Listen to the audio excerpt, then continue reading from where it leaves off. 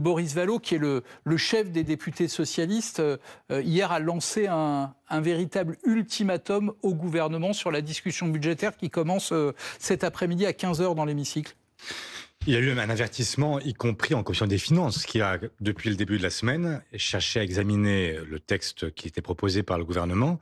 Et comme vous l'aurez noté, ce texte n'a pas trouvé de majorité. Et donc, il y a aujourd'hui, effectivement, une réalité, c'est que si dans les toutes prochaines heures, en gros jusqu'à lundi prochain, il n'y avait pas d'évolution sensible sur le texte, il n'y aurait aucune marge de manœuvre accordée donc sur le PLF et sur le PLFSS, sur le budget de l'État et sur celui de la Sécurité sociale.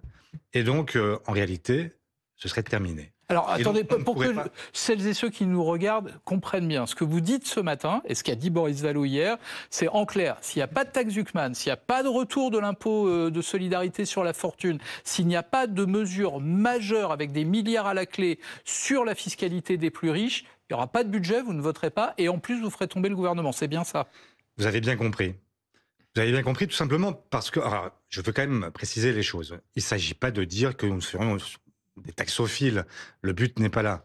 Mais simplement, il faut comprendre que nous examinons dans un premier temps la partie recette du budget. Si nous n'avons pas de recettes supplémentaires, nous ne pourrons pas corriger le reste de la copie qui viendra après.